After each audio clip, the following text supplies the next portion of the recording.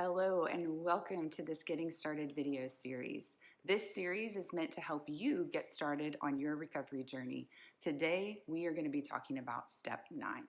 So, working step 8, we should at this point have our list of people that we need to make amends to. We should have started the process of addressing our own heart and recognizing places where we need to be willing to forgive those people who have wronged us. And we should have come to a place at this point where we're now willing to follow God into step 9. And so here's what step 9 is.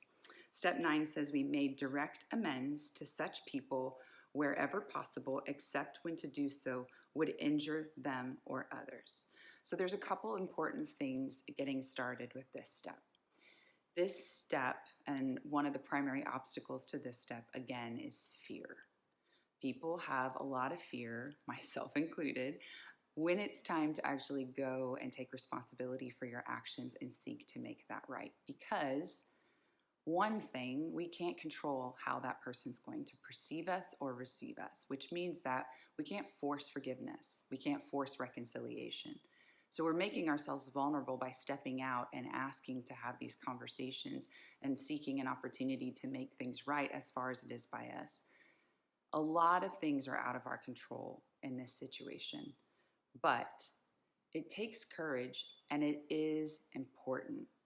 When you step out and reach out to a person who you've wronged to make things right, most of the time they're a little confused because if you think about it, you probably haven't had very many people do this with you in your lifetime. We've all experienced a lot of apologies where somebody says, "Oh yeah, sorry, my bad." But very rarely do we receive a proper amends. So let's talk a little bit about what entails a proper amends. What does that look like? A proper amends would be taking full responsibility for your actions. So as you've prepared to have this amends conversation with this person, one of the ways that you did that is by listing out the ways you've wronged them. So you're taking that list of wrongs now and you're acknowledging the ways that you've wronged this person. You're acknowledging the impact of those wrongs, and you're taking responsibility for it.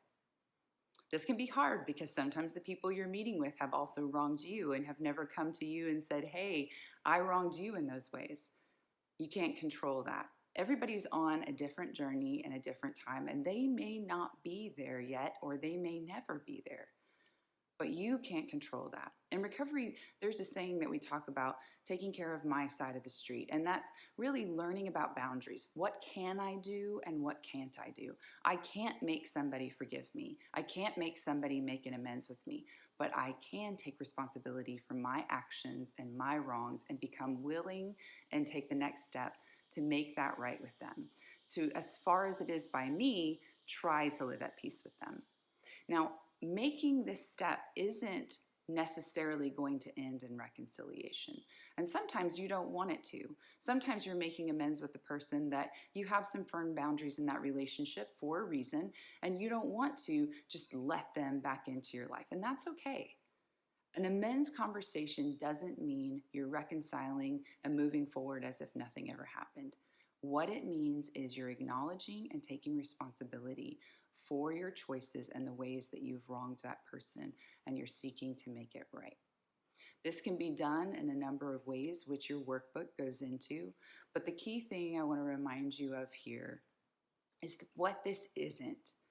It's not a reconciliation conversation, although it can sometimes lead to that, and it's not a demand for forgiveness. It's not an act of trying to manipulate forgiveness out of that person. Your amends is successful when you take responsibility for your actions and you seek to make that right with that person. Whether or not they forgive you doesn't dictate whether or not this amends was successful. So check your expectations. Make sure you're not going in expecting forgiveness or expecting a certain response, because that's outside of your control. Go into these conversations humble and ready to share honestly your part.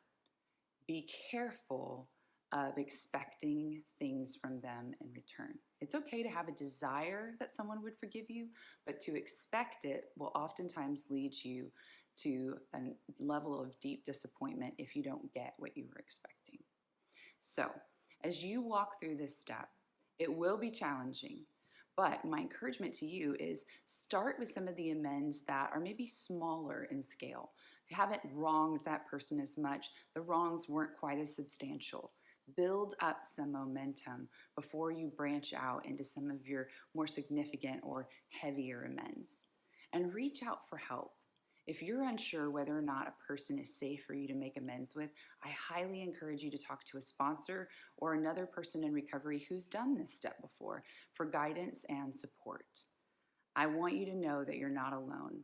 These amend conversations are an incredibly valuable part of your recovery journey. And when you take the courage to make a proper amends, you will ultimately walk away blessed from that conversation.